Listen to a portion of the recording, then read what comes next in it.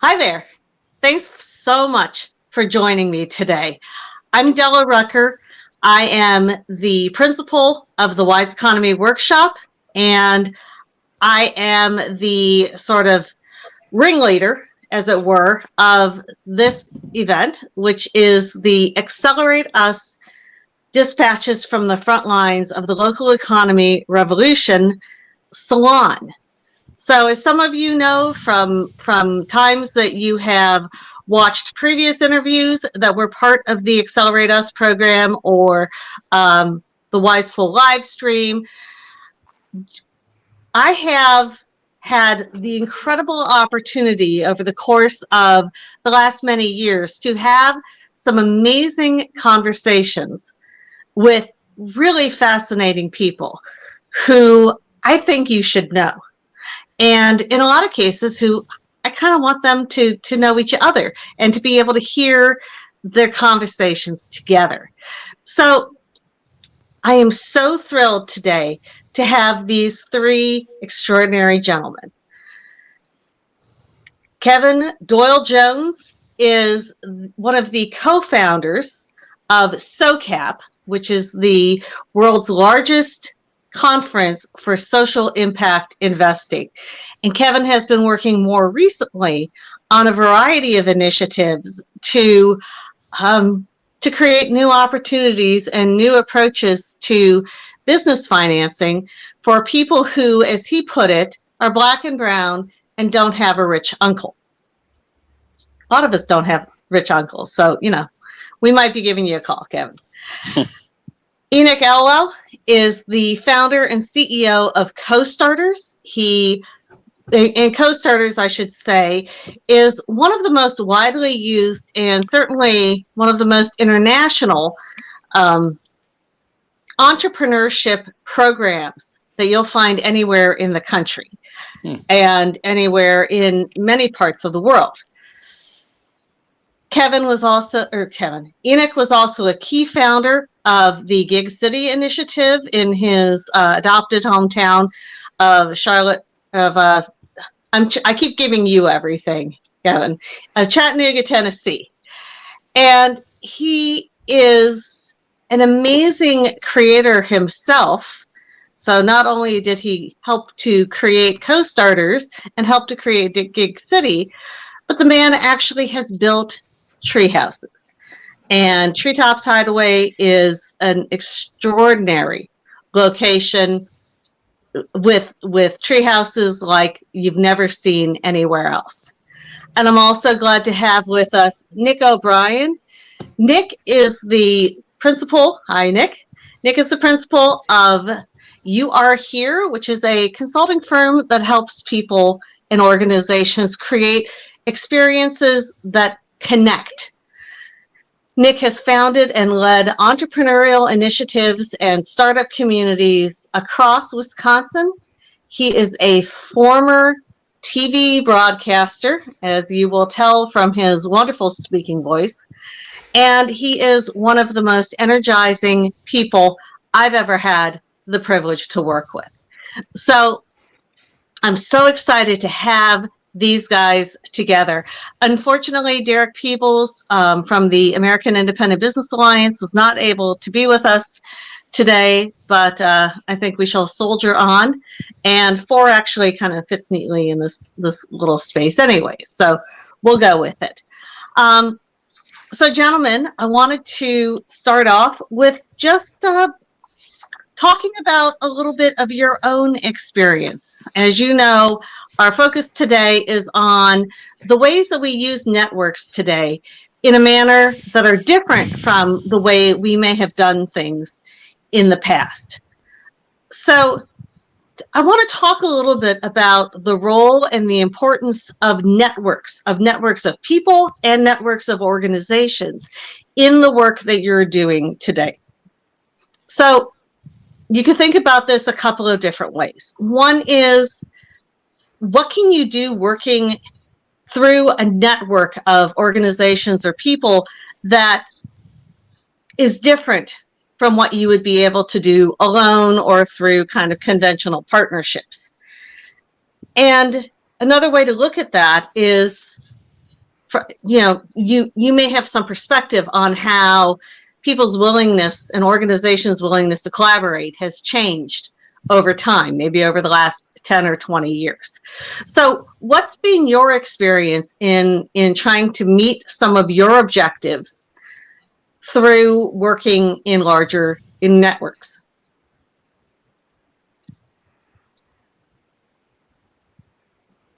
I didn't give you an easy one to start with, did I? Who wants to lead it off? Why don't you, Nick? Because you've got some, your networks have been, your networks are really focused on people and individuals.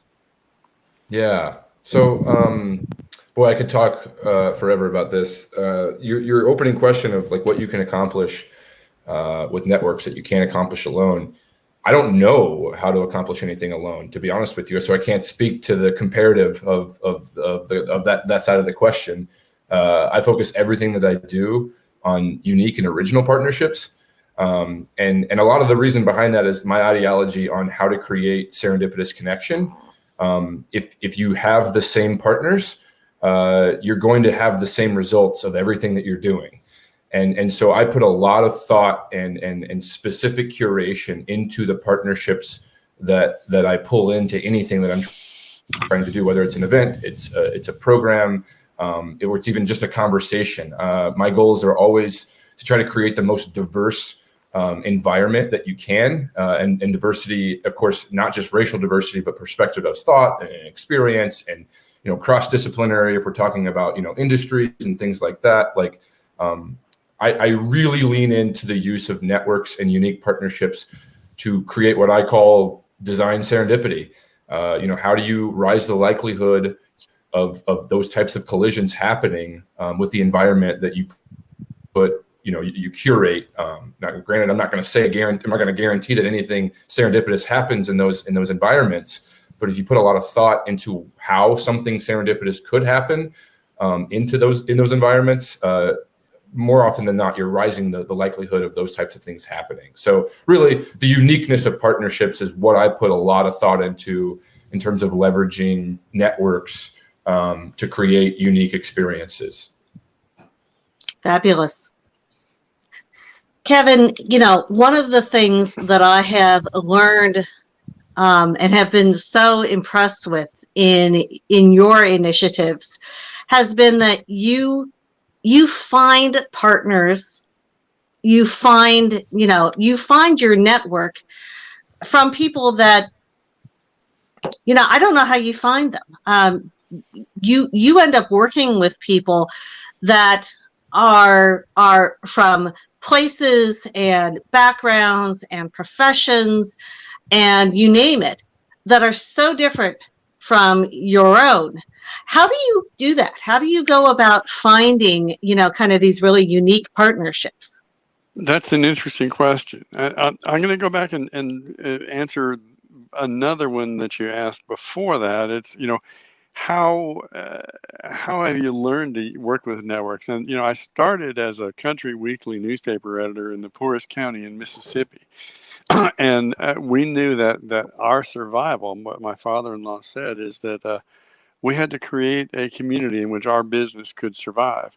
And so we really were a network builder because we had to pull everything together. It was one of these zero escape kind of economic environments where if things didn't work optimally, they didn't work at all. Because the poorest county in Mississippi is, it's as poor as it gets pretty much in the U.S. And so, but we built by understanding what people needed and what they wanted to know about. We were in Itawamba County, Mississippi, and we were the only newspaper in the world that cared anything about Itawamba County. That was the slogan that he made up. And we would have like 80 people come every Wednesday evening to get the paper, and the Shriners would bring their snow cone machines, and people who had bake sales would be there, and we'd block off the street, and people would wait on their paper, and someone would take the paper back, up to the hollows, and then buy 5 or 6 papers and that sort of thing. So, it's building that community where your business can survive.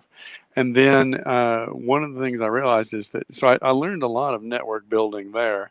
because network building was survival. If we didn't write about what people cared about, they wouldn't come. We were the largest weekly newspaper in the state, and the one with the highest circulation rate. With 86% of the people subscribed. What the people on the star routes, the mailman said, is everybody who got something more than the Sears Roebuck catalog would buy from us. We did not have much illiterate coverage. That's just how it was in there. But so you become really aware of what those connections are. And when I was building SOCAP, which was it was a conference, at the intersection of money and meaning is what we wanted it to be, because this was impact investing. So it's purposefully doing good, not just negative screens, not investing in tobacco, or something like that. There were so many disparate groups that didn't talk to each other. And so we tried to make ourselves, the oasis between all the places the caravans would be. And we had a model of finding the valuable stranger and helping them figure out how to become unlikely allies to the other people. So we had international development folks who would learn about impact investing, and the impact investors would learn how to work with government internationally. And it's a lot easier for Americans to invest in Africa than it is in African Americans. So that was a lot of where the first stuff went. But then we had to learn how to work with philanthropy. And so there were all these folks that lived in their own worlds, and you needed some kind of translation between them to see what their common aims were. And we were kind of a Rosetta Stone conference. And we would then bring in the real investors who were also trying to figure out how meaning and how the rest of their lives could show up. And so, when you do that, marketplaces are messy.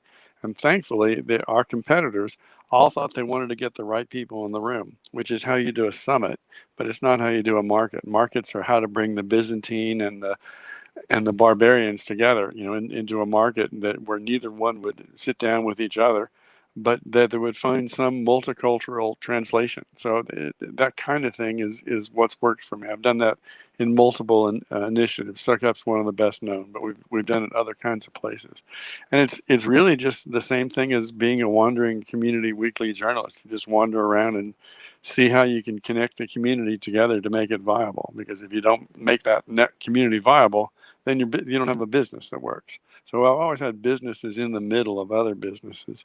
And what we tried to do is get everybody to have a vested stake in our success. Awesome.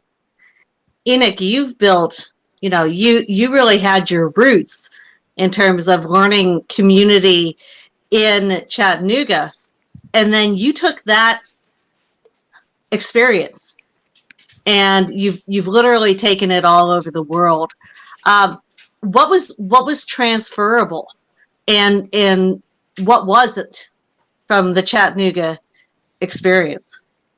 Yeah, I think I love what you're getting at there. I want to take it a different direction, but answer your question from a different route, which I think through the experience of testing things, we didn't think we were going to be able to scale our model anywhere else because every community is unique. Every community is different, right? And so you do it here, you have the unique set of circumstances that just by nature doesn't compute anywhere else. What we found is if you are able to get, down layer by layer by layer, all the way down to the basic human fundamental needs that exist in any set of people, any cultural construct, that is very transferable and very scalable. But probably the best thing to say, which is why I didn't want to quite answer your question how you asked it, is it's not so much that we brought something to people. It's that the build up, like latent potential in communities, the frustration / excitement in communities is at a fever pitch right now everywhere. And it's been just getting stronger and stronger over the past 10 years. We didn't bring anything except for like Kevin was saying, getting those people in the room together where they realize, oh, they have everything they need. They just never knew it, to kind of unlock what was already there. And so one of the things that's become most clear to me, kind of retrospectively, after you look back, you see the patterns. we, like many wise people have said, we're at the end of an era in humanity, right? We're in the death throes of the industrial age, the final little twitches, and we're just about to whatever's next, right? We're at the threshold to the connected age, as people call it, right? And so this concept of a network, it's not just another tool in the toolkit or something. I really firmly believe, and it's clear in every community, every group of people I work with, it is the new way of organizing as humanity. And you could look at it that way, right? New language, right? But you could also look at it cyclically of there's something that we've lost that was fundamental to the way we've interacted as humans for millennia before. And we've gone so far on one end of the pendulum swing, right? That we're all hungry for true connection, true meaning, true community. And so there's this frustration and desire to live back into that and reconnect with something that we've had in the past. And so however you look at it, something new, something old, either way, we're all hungry for it. We're all desperate for it. And anybody who's halfway attempting any kind of way to bring people together in a collaborative network is seeing huge results because the ground is already set. It's ripe for it. The question is just now, how do we, I think, become more aware of the structures in organizing that are kind of in our head, in the background, or subconscious, on how we interact with people in a transactional instead of transformational way, right? In a hierarchical instead of collaborative, way. And then also, how can we be aware of the way our organizations are structured that get in the way of some of these partnerships that kind of are accidentally in the way. I'm getting a little bit off track, and this is it's so much of those questions you shared earlier. I think I've seen more interest individually in people wanting to collaborate, wanting to build networks, wanting to do all this stuff, and we're all excited. And then it gets fumbled all the time. And so much of that, I think, isn't that the people are bad or that we're all devious and trying to undermine each other. Sometimes that's true.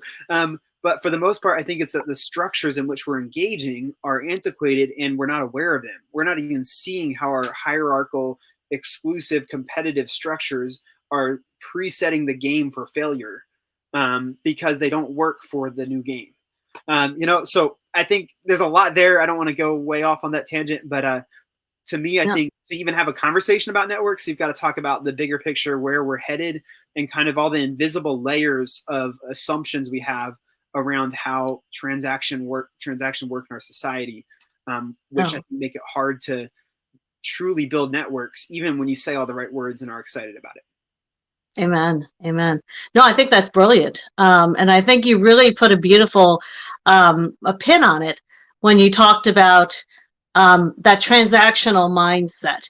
And that's such a hallmark of that industrial revolution era that we're coming out of.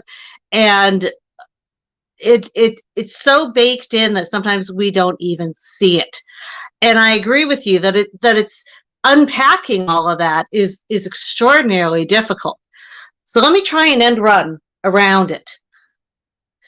And I'll just throw this open to all three of you.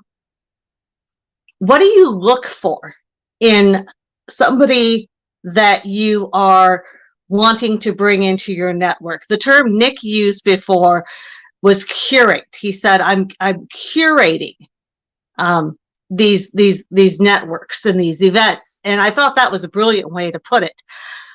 When you're looking at creating or fostering or helping a network to grow, what are you looking for in people and in organizations? Well, Della, I hate to maybe provide the first cop-out answer, but it depends on what you're trying to accomplish. It's not a universal,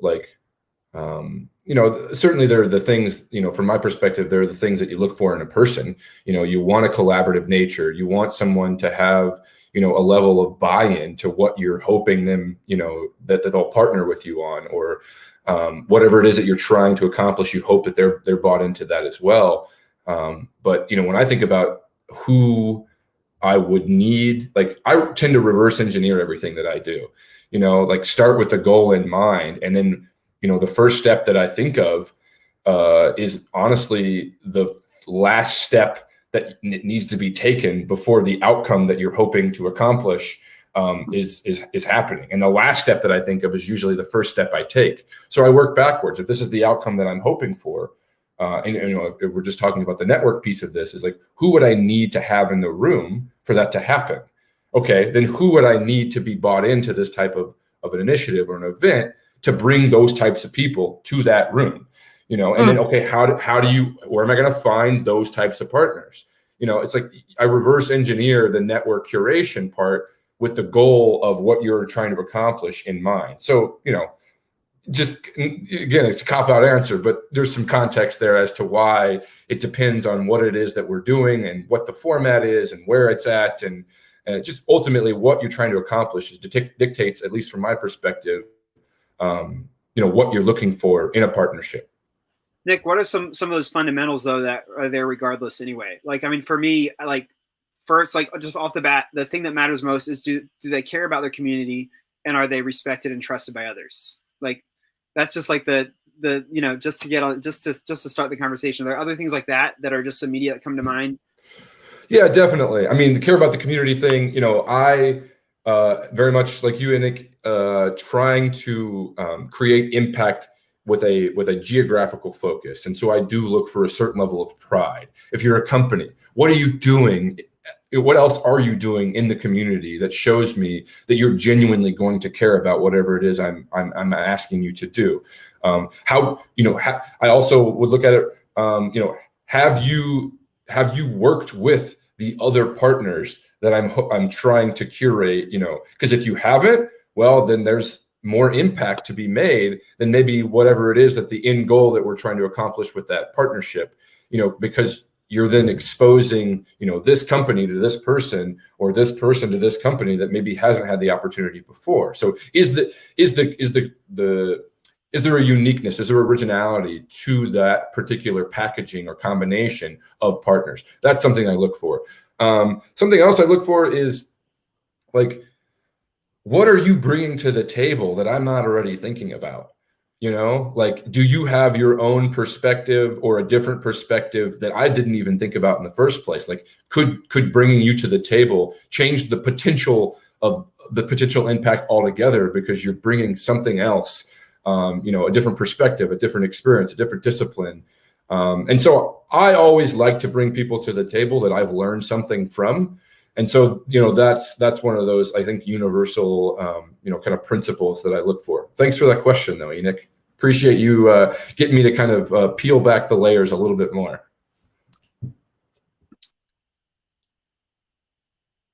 Oh, you're on mute, Kevin. Kevin, you're mute. Okay, right. Sorry. I start by looking for a system entrepreneur. Someone who will connect the dots and move the collaboratives forward and keep everybody connected. I need somebody like that. And then I need somebody to manage the essential relationships within that. So there's sort of an external focused person and an internal focused person. I call the other one kind of the mother hen, who will nurture those relationships and keep them going. When I was working with Mortar, the accelerator in Cincinnati, Derek was the system entrepreneur, and we got him some funding from an anchor institution, which was the Episcopal Cathedral. But then Alan was the mother hen who was watching each of the entrepreneurs in the accelerator, helping them with their individual skills, whereas the system entrepreneur has to be a code switcher. And so Derek could talk to the city, and he could talk to the community foundations, and he could talk to angel investors, and he could talk to church folks, he could talk to Protestants, he could talk to Catholics, he could talk to white churches and black churches. Alan doesn't really have those skills, but Alan didn't need those skills. He was the mother hen nurturing their relationships and things. So I look for both of those things. And then the other thing I look for, I've got a methodology I call the Field Guide to Transformation. And one of the things I look at is capital is not a given. And so I look for, where is the system broken and where can a new kind of capital be created? Sometimes repurposing something that existed somewhere else that could solve a current problem in that particular place. And so, I have a way I do it, and I look for those roles. And one of the other big roles I look for is the connected evangelist, somebody who's, familiar and comfortable in the corridors of power, who can open the doors and then stay in their lane. But you need somebody who will get you noticed by the folks with power and money, who can explain you to them, your initiative to them, but let you tell your story. But I've never seen it work without that role. You need somebody who can, buddy up with the power folks to say, listen to them. And so, those are three of the roles I look for. There's some others like that, but those are some of the essential roles. And then we do a system analysis. Where's the system broken? And then what could make anecdotal successes become phase changers and system changes in particular places. Wow, excellent. One of the challenges, though, is that, so in a traditional organization, so when I worked for Jacobs Engineering Group, and that was pretty much everything we did was either being done by someone who was on staff or was a subcontractor with a very detailed contract and specific responsibilities and all of that. That's kind of the opposite end from the kinds of networks that we're talking about.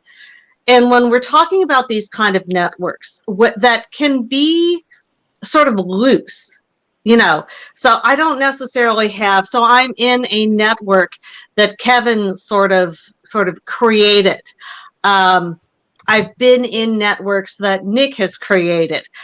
I don't sign a contract to do that, but I just sort of come in and try to contribute and find my own way and so on and so on. But that also means that you can't make me do it, and you can't always kick me out. How have you seen successful organizations and networks sort of deal with that challenge, where you've got people who maybe are passively or actively being disruptors of the objectives that you're going for with that network? A quick answer for me is, I treat them like the internet treats damage on the network. You route around the blockages. You find ways around them. And one of the other things I've done is get some of their trusted compadres to move them. I mean, I don't try to confront directly. I used to when I was younger and wanted to look big and bad. But I find so one of the things we also do is work in what we call white trust circles, right? And so we'll work with a Rotary Club or a Sunday school class, and some of the peers of these folks will bring them along. There's a really good book by Damon Centola called Change, and it shows how most change really happens in complex contagions as opposed to viral, and you learn it from multiple people you're associated with. And that's why, like here in Asheville, 50% of the firemen are avoiding the vaccine because they've got a contagion of the other folks in the firemen who are telling them it's not a good thing. So, but complex contagions are caught from people you know and trust. And, that's where QAnon gets done, but that's where real social change happens. So I go around those folks and get their peers to say, this is the way to go. Stop. That's my answer to it. Yeah. What would you do, Enoch? I like what Nick mentioned at the start of this conversation around using some Tony Hsieh language around accelerating serendipity and all that. So he'd be happy. I feel like the best thing in all of this is having a clear direction, both for the lack of engagement, right? People being just kind of complacent, and the wrong people being over-engaged. You can solve both of those problems through, I think, the core of any good network. To distill it all down to two ideas, right? Foundational to all this stuff, ripped off from the book Team of Teams. You can read it, but you can get the value of the whole book in this one concept. That a successful network or network strategy or whatever is based off of density of trust and clarity of purpose. If you have those two together, it works, and they play off of each other. So when you have that really clear purpose, that's the way in which engagement or lack thereof or the wrong kind is judged, right? Does it serve the goal? We're here for this goal, right? And yeah, you don't want to waste all your time fighting it. I guess you can if you want to, but it's much easier to keep everybody, you know, rallied toward the goal and leave the distractions behind, or let them do their offshoots or whatever. And then also for people who are not very engaged, you know, the other side of things, right? You can rally people toward that clarity of purpose. And as you get that clarity of purpose and you see the network kind of optimizing towards that goal, that builds the trust, and that builds what I think Kevin's talking about. Then you have these much closer relationships where then the network is self-policing and it's self-healing because you have that strong trust. That's what really carries it through and makes it not just a social movement for a point in time, but even like embedded in culture for a long time. So I think that's just fundamental to all of this. So that's the way I operate in engaging with those ideas. Yeah.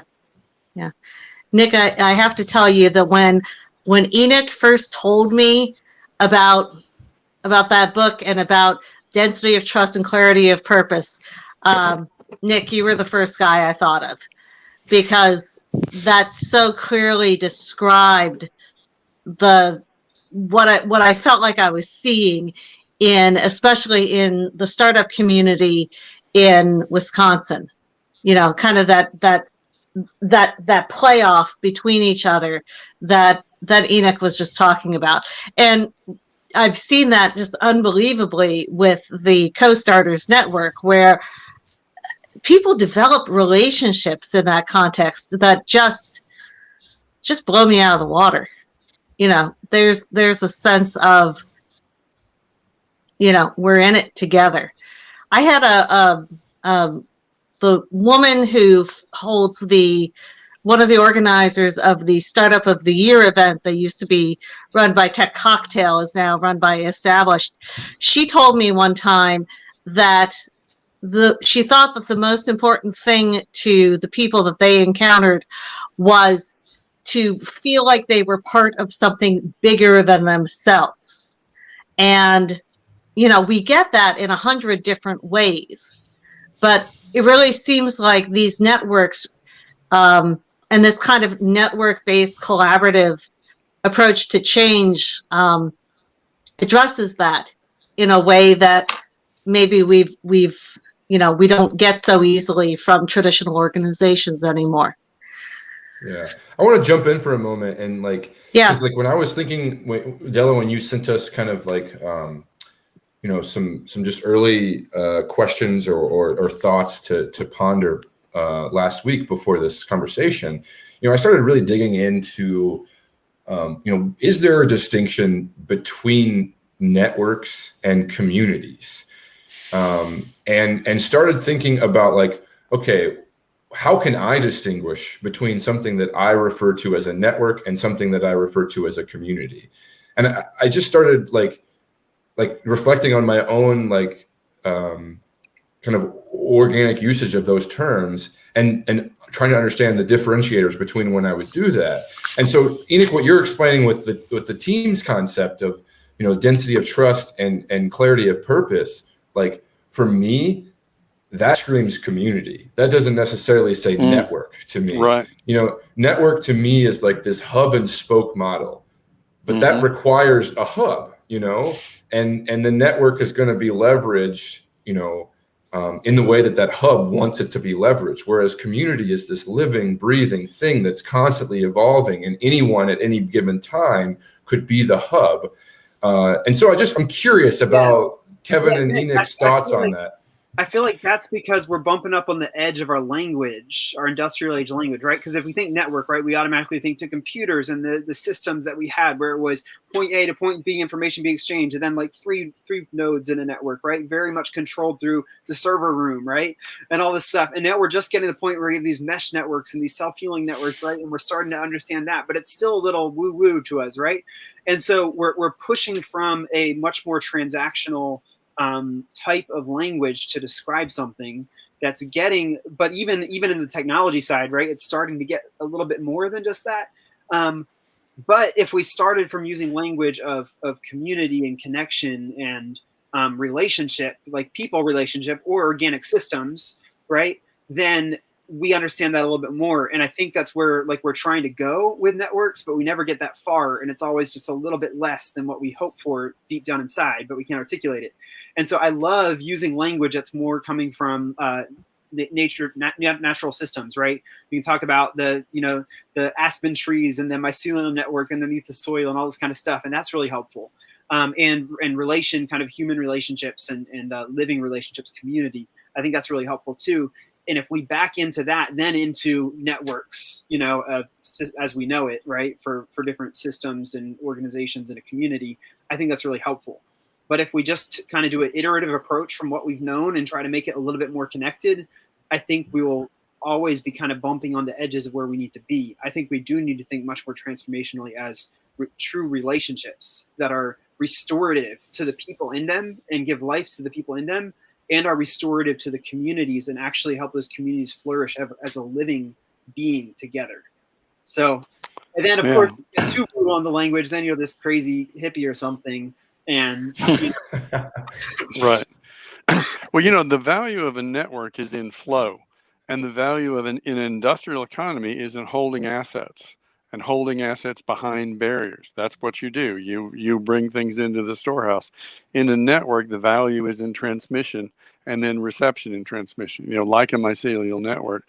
One of the neat things about those networks is that, the proteins and starches are stored underground, and different trees can get them, and different trees and root networks put them there. So there is a common shared bank that makes the forest work, and but it's one that any particular tree can draw upon at different times, and that's just not true in an industrial network. The value is what's behind my wall, and I think that's no longer the value. And I think probably COVID has been really helpful in making that clear, making the rapacious economy, kind of the maskless, rugged individualist economy, be clear, and that they see you as a commodity and as a human resource to be exploited, and people are backing away from that. That's one of the pluses of this terrible thing going on. Kevin, I want to hear a little bit more about that. I feel like where you're talking about the value and the flow, and like I 100% agree with that. And the way my mind starts thinking, it goes a few steps, but I'm sure you're like miles ahead. So I want to hear more. But when I hear you talk about the flow, it's like, well, yes, the value's in the flow, but actually that's not the value. It's exchanging the resources so that then the trees are healthy, and not just the one type of tree, the aspens, right? But the whole forest, the whole ecological system. And so like the way we try to talk about that at Co-Starters, our whole purpose for our organization is we help people and communities thrive through entrepreneurship, right? We're changing the purpose around, right? Business serves people and communities. And so not trying to optimize the value of economic return, just in dollars and cents, but optimize the value of the exchange of those goods and services and resources so that people and communities flourish. That is the goal. And so continuing on that thought, right, as you were talking about the value being in the flow, what is the language you've been using that that you're finding to be valuable to get beyond even just the resource exchange to the end goal, the biggest biggest. Well, a thing I've been working on for the last 6 or 7 years is the racial wealth gap. And the fact that the Black families have about 1/12 the wealth of white families, but that shrinks by 75% when a Black family owns a business. And so I've been looking at that particular gap, and it's a weird thing that isn't being solved by typical institutions right now, because 90+% of Black-owned businesses are sole proprietors, and that's 1 to 3 employees. And so they're not able to get loans from CDFI funds, which are the funds that are trying to reach those folks. And so I'm solving that problem through equity funding with revenue share, with philanthropic capital. But the thing around that, I think, we're trying to solve the flow, is to change the story in white folks' heads about that. And so we're finding that we can really are reaching out effectively to communities of faith who want to give their money to invest in local Black-owned businesses, and that do it as a gift, as venture philanthropy means that you give and we invest on your behalf, and we invest the kind of capital they need, which it's just kind of runway capital, so that they can then become eligible for loans. And the impact is that your gift is doubled every 5 years, because that's an evergreen fund. All of which is to tell a different story, that this community that you think of in your head and the folks that you're around think of in their head as they're dependent and needy, no, they're investable and they're creating wealth. And that, reaching the folks that are where 90% of Black businesses are, but nobody focuses on them. It's, there's a real science of startups, as you know better at Co-Starters. In Charlotte, for example, there's 3 minority focused accelerators, but 95% of businesses in Charlotte, North Carolina are sole proprietors, actually 1 employee, and there's 0 for them. Startups are sexy, but sole proprietors who have been around for a while are not sexy at all, and nobody focuses on them. And so we're trying to figure out, can there be a science of investing in these folks? But the other thing about it is that we're changing the story in Sunday school classes or Rotary clubs or whatever, where white folks gather and give money to say these folks are investable. So I think changing the flow. Yeah, we really want to change the story in white folks' heads by showing that that the investment's paid back, and that they become. So we've actually gotten, and on this story, I'll just talk about it for just a second. We've reached $1 million, and we were at 10,000 6 weeks ago. We're in our county budget, and they're going to judge us by how many sole proprietors become job creators, and then how many jobs. And then what's the revenue, and then what's the increase in income of the people working. So they see us almost like a bond. This is something they want to get next to. They want to be about that. And so, but one of the big things of flow is we have to expunge the bad stories white folks have in their heads about people of color. And we can do that by getting over philanthropy and showing that you can actually. We're talking to faith-based groups where if you give and we invest, you can do more good because your gift is doubled every 5 years. So that's what I'm doing about changing the flow. It's really changing bad stories. So it's an incredible, incredible story. And, what Kevin didn't tell you is how fast, they went from like, oh, we're going to do this little thing and try it to now it's yeah. massive. Well, I've been working on it 6 years, and we've had 2 wrong models, and we suddenly found the right one. I mean, we took 5.5 years to not do it right, and we cracked the code in the last 2 months or so, and suddenly people are saying, "Oh my God, I want that." So, it is an overnight thing that took 6 years. So yes. Yeah. Once in a while, it actually happens that way. Yeah. So let me ask you guys about this. So this is getting a little bit more, shall we say, a little more personal. So all 3 of you, you're pretty, you're not shrinking violets. You're all 3 strong-willed, independent, clearly deep thinkers.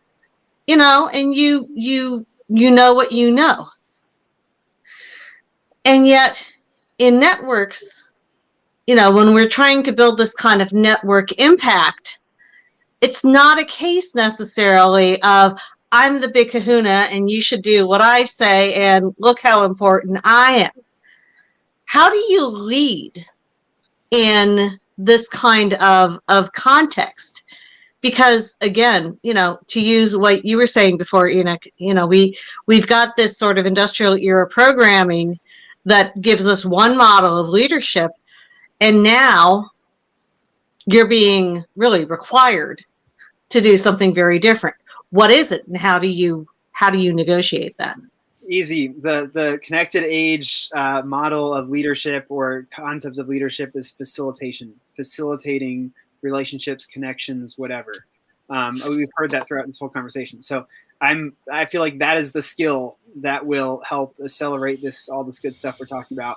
And that's a role that people can play, even if they aren't the big person in front of the room, all that kind of stuff. There's a book that is super accessible for learning good facilitation skills called Unlocking the Magic of Facilitation. I love it. A friend of mine, Meg Bolger, wrote it. It's super accessible, super easy. Like, here are the 10 tools, right? Like, this fast read, great thing to look at. There's all kinds of other good stuff too, but I would highly recommend just everybody get a copy of that book and reading it, and realizing that you do it all the time, right? In relationship, we're not always the one in charge in the front of the room, but we always are trying to hopefully help people connect in a better way, right? And so it's not like it's some foreign thing that's just for the A students at the front of the class. We all do it, but I think it's more it's valuable to exercise those skills. That's my 2 cents. Awesome. I would agree wholeheartedly, 100%, 1000% with Enoch. And I didn't know that that's what I came into the world of creative economic development and community building with no academic training in it whatsoever. And what I've learned is that subconsciously, I think I knew what I was doing, but consciously, I had no freaking clue. and in reflection, I just kind of leaned into the questions of why did this work? Why has all of this happened around me? And what I found was that I was a good facilitator, and something that's kind of helped me. Enoch, you referenced a book that's helped me kind of understand some of the innate skill sets or abilities or understandings that I have of how to make things happen. I found in The Art of Gathering by Peter Parker, and just having a set of principles that you follow when you're trying to create experiences. Did we lose Della? We're going down. Oh boy! Yes, it looks like we lost Della and Kevin, so now we can just really go off script. Perfect. No, I think You were nodding your head. Okay, you were nodding your head. Oh, great, awesome. Sorry about that. No worries. We're still going. Yeah, I still don't know where. Oh, there's Kevin. He's back. So yeah, I'm back. Oh, there we are. Okay, great. Yep. You hit the wrong button in StreamYard and you're off somewhere else. So anyway. Yep. So, no, I think that's a really important observation, Nick. And I think that's one of the things that I think is a huge challenge, especially with this new era and this sort of new paradigm that's developing, is that it's relying on a lot of things that maybe we think we know how to do, or maybe we don't think we know how to do, but it's interpersonal skills that we weren't necessarily taught formally. Right. So, we discover kind of by being sensitive, by listening, by, in my case, making a whole lot of mistakes every which way from Sunday. And, and we just learn over time sort of how to do this stuff. And maybe we learn it well, and maybe we learn it with a few, bad kinks in it. But these are not skills that anybody, teaches you in college. I mean, I have a master's degree in economic development. Ain't nobody taught me how to do any of that. Right. Well, I'm old. The two gentlemen on the screen with me they're looking like they're about the age of my children. So, nobody in my generation was taught how to follow. You want to be a leader, and it's you as the leader. And it was it was in the day when the movie trailers would say, and in this awful situation, one man came forward, and you had that whole kind of thing. So I've had to learn a whole lot of different things like that. I took 4.5 years of multicultural training with a group called Visions Inc. And we spent a day and a half every quarter, and it was people of color and gay folks and clergy folks and nonprofit and activists and one straight white business guy trying to figure out how to work in this world. And, I had to learn, basically don't be fragile, but the difference between my intent and my impact and a whole lot of other things. I never left the room in those times. And I came in and everybody thought they knew who I was because I looked like their father, or whatever they think, some straight white business guy looks like. So I think, you gotta unlearn a whole lot of stuff, and you have to learn as an alpha male to follow, and that's what I'm following Stephanie Swepson Twitty at the Community Equity Fund, and I followed Saeed Sheikh Abdi with the Somali Star Finance Housing. I think someone of my age can follow a person of color who is the leader and who can do a lot of door opening and storytelling.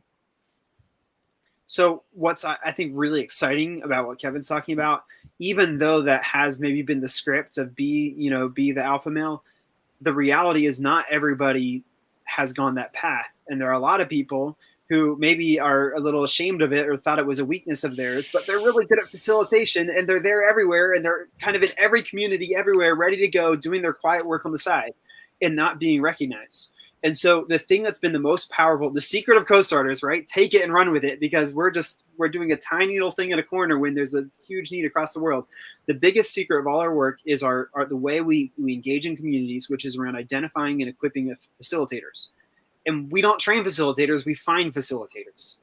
And so our whole model, a typical organization program model, right, is you pick your people, you send them off, they get certified, trained, they get their little plaque or whatever, and now they can teach, right? And we do the opposite. We identify kind of like what Kevin was mentioning, those different types of roles, and like Nick was talking about, finding those people who are well connected from different networks, right? Bring them together. But the goal is to just find a bunch of people who care, who are already doing good work to build the community.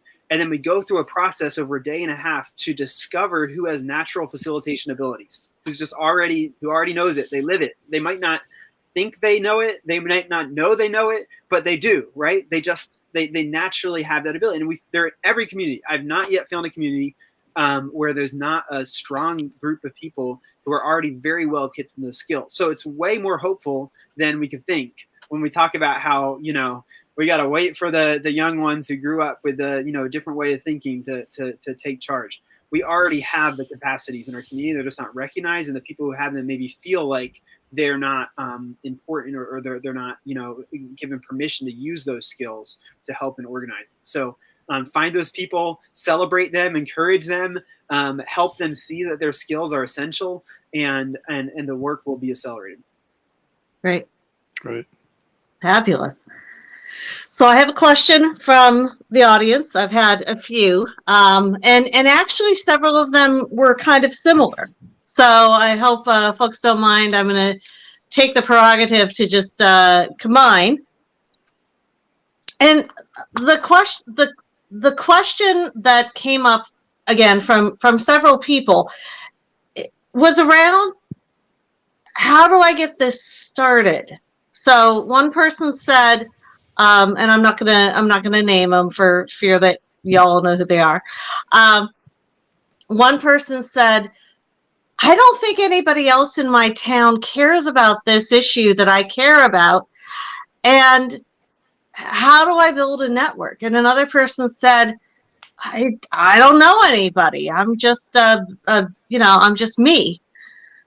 How do I get started? What do you guys think? What would be your advice to those folks? I've got two quick things I'll share, just because this is kind of what we spend a lot of time trying to optimize, a very low-cost, efficient model to help communities in that process, right? So we have two tools on our website that we, after working a couple hundred communities, training thousands, identifying thousands of facilitators, right? Two things. One is understanding where your community is in its life cycle, right? And the best way to do this is just have conversations with people, right? Find people who you think might know something and talk to them and ask them who you should talk to, right? And you'll find some people who might care, right? But in that process, you'll also discover something that probably no one of those people know individually, which is where the energy is in your community. And we have something that we call the stages of community growth, which helps you see kind of where the energy of the life cycle might be in your community. So that's free on our website. Download it, use it as you have conversations. The other thing I would encourage you to do is we have a community roles, ecosystem roles in a community. That's also on our website. Just look up community roles template, I guess. I forget what it's called. Anyway, like Kevin had mentioned earlier, there's different types of roles that people play in a community. And typically, a typical person maybe just plays one or maybe two of those roles. But so often there's this idea that the community organizer is the one who wears all of the hats and does all of the things and can get people excited and can keep people on task and can find money. And when we live in that model, we burn out and feel inadequate and try to do too much. And so maybe the first thing to do is also give yourself permission not try to be and do everything, and try to maybe download that. That's, again, another free resource on our website. Check it out. See what role maybe you feel like you're optimized toward, and then try to find people who maybe have strengths in those other areas and connect with them. And together you might find the whole picture and find an easier way to move forward. So those are some of my thoughts. Please use those resources if it helps. Cool. And of course, I'm happy to talk with anybody too, if I can have a conversation. Anything you'd add, Nick? Because you've done this in some communities where, people maybe didn't think that there was a startup community to be had. Yeah, I'm thinking about this, and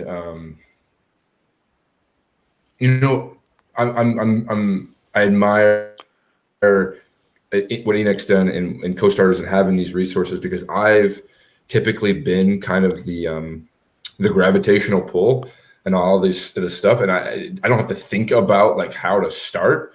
I just, for whatever reason, it just kind of comes out of me. But when I try to help people get something started, I don't have necessarily like fancy, models that are on my website. So definitely use Enac's resources for this. But I try to help them understand what is an ideal outcome of this thought, this idea, this change that you want to make. What does that look like?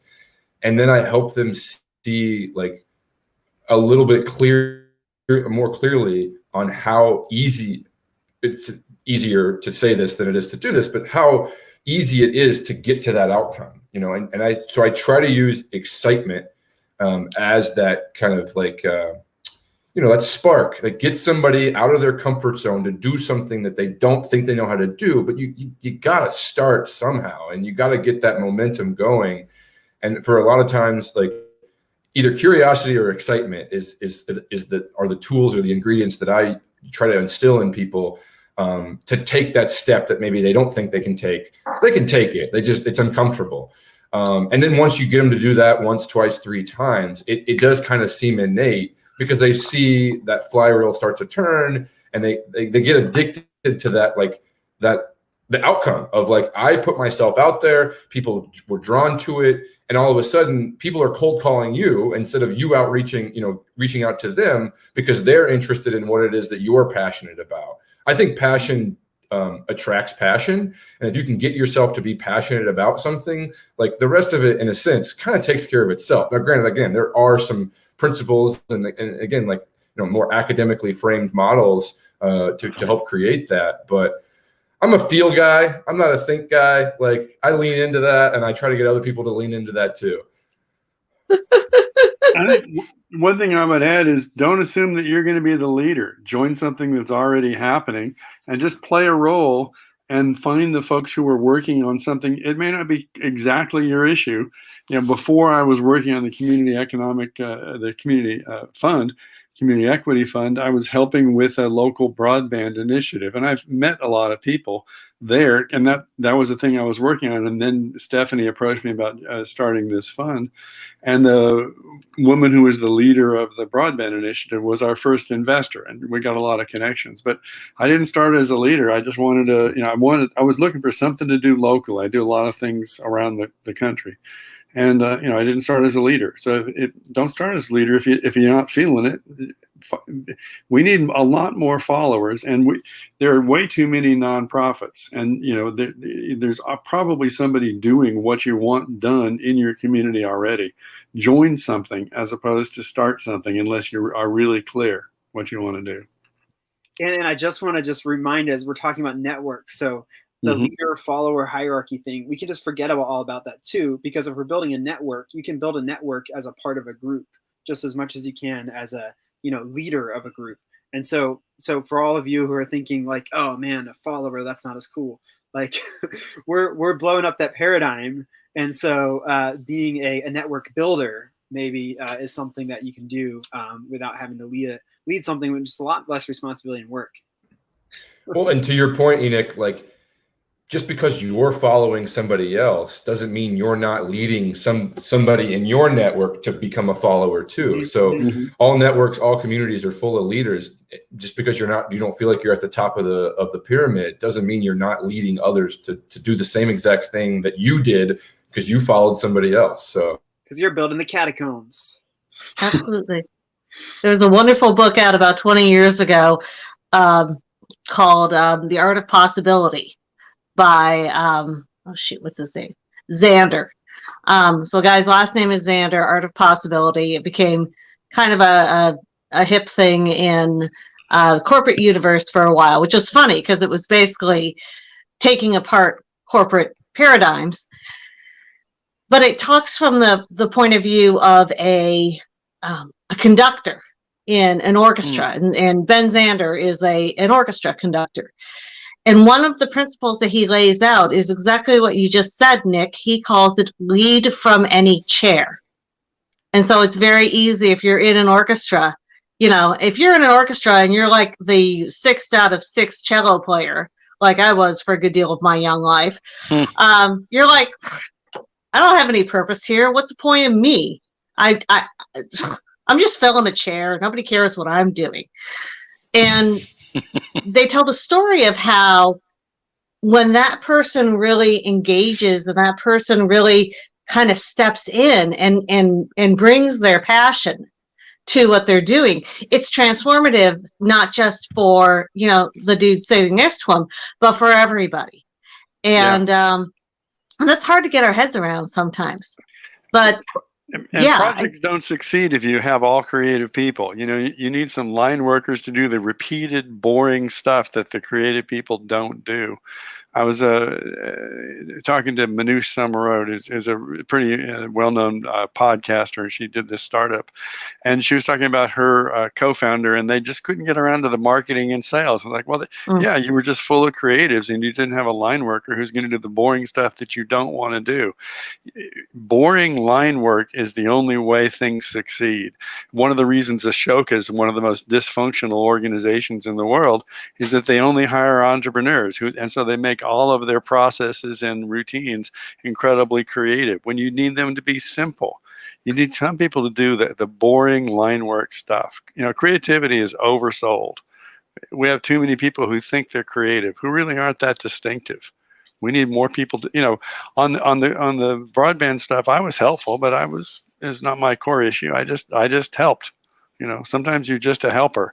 And, I really disagree with you, Enoch. You need followers. You need people who will lead. And I was following Terry Wells in this initiative. And I said, I will do what you need. I will help you. And so, you do need followers. I was really clear that I was not there to lead.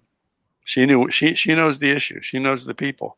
I was there to just, coordinate, help. I completely agree with that. I was trying to make the distinction that the hierarchy, it's not like one is more important than the other. They're both essential, right? So, right. Yep.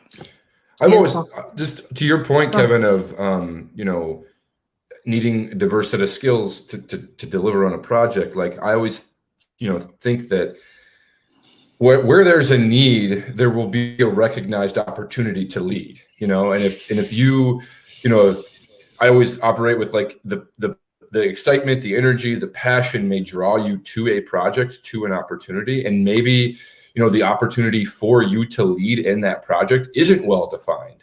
But if you stick around and observe, you're going to see where you can fill a gap. And as you step into that gap, now all of a sudden you're a leader in that element of the project. So you're leading and doing the line work, right, and the admin side of stuff, because that's what you connect to, and you see a gap there. And it's just taking initiative and stepping in to fill a need is just as good as of a leadership quality as it is starting the whole darn project to begin with. I completely agree. Yep. And we She's lost left us. Peter, so who's going to step in? I don't know. Oh, what question would you want to be asked? Oh, she's back. Oh, darn. Sorry We about can't it, do it guys. now. For some reason, when I go to look for somebody's chat, I kick myself Me out. of the too. process. That happened to me. Yeah. All right. So, all right. Well, wonderful. Well, we're over an hour. We did, offer to do a little happy hour. So maybe we can hop on over to that Zoom link that I posted. If for people who want to join that, make sure that for some reason when it pasted in, it all ran together. So make sure that you are getting the URL that starts. Look for the HTTP and then go until it starts into the word meeting. So that should get you the link. I will try to post it again in a minute.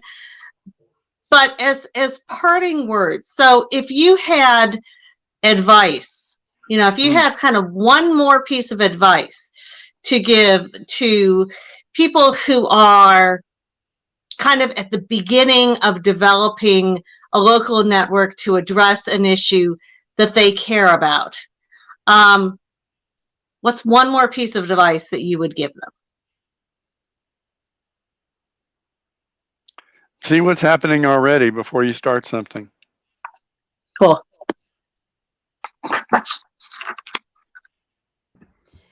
What do you think, Enoch? If you had to, let's do this a different way. If you had to give a piece of advice to yourself 5 years ago, 10 years ago, pick a number that makes sense for you, because y'all aren't the same age. If you had to give a piece of advice to yourself 5 or 10 years ago, what piece of advice would you give? Oh, I had an answer ready to go, but now I got to start. Oh, well, do the other one then. I don't care. I think it still applies. Actually, yeah, maybe it applies a lot, but then I want to take it back almost. So, just to start small, like simple, right? Like big is overrated. Everybody, is like, oh, you're making some impact, now scale it, right? You do it here locally, well, do it globally, right? And we're all pushing for growth and excess, and bigger is better, when actually just doing something really well and simply, and even if it's just you and 2 friends or 1 friend or just you, or I guess the network needs more than 1 person, but just something small that is meaningful to you and to others that you just continually faithfully do, that is good. And that is good for you, and it's good for the people around you. And even if it only touches 5 people, like Kevin was saying, that close circle is where true change happens. And that is noble and worth doing, even if it doesn't scale. So that's the thought. Mm-hmm. Awesome. Boy, there's so many things. Like one piece of advice, like ask questions. Like learn. Learn before you're doing. Like, to your point, Kevin, like find out what else is out there. See, don't try to duplicate. Collaborate over duplicate. But I'll also just say, like I'm a nerd for community. Like I think community is you can accomplish anything. It's it's the age old quote that never doubt that a small committed group of citizens can change the world. It's the only thing that ever has. So if you recognize a need, if you have an idea, if you want to start a business, if you want to make change, like my advice is go find other people who want to do that and build a community around something before you try to do something with it. You have to, if you can't get people to buy in to be part of what it is that you're trying to do, it probably isn't going to work. Whether it's, if it's a business, you're not going to get customers. If it's a nonprofit initiative, like you're not going to find donors. You're not really solving a problem if there's not some level of excitement or community behind whatever it is that you're trying to do. So, it's a conversation right now in the startup world. What comes first? Building the product or building the community? And no question about it. I am an advocate of building the community first, because you're going to learn more about the product development process if you've got that community built around the problem that you're trying to solve. Awesome. That sounds like a beautiful place to leave it.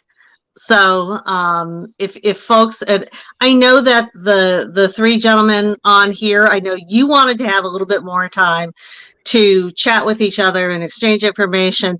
So anybody who is listening, again, you're welcome to join as well. I've tried a couple of times to post the link in, and it keeps, despite the fact that it's showing a gap and a return between the URL, the meeting ID, and the passcode, and I'm not sure you need all that.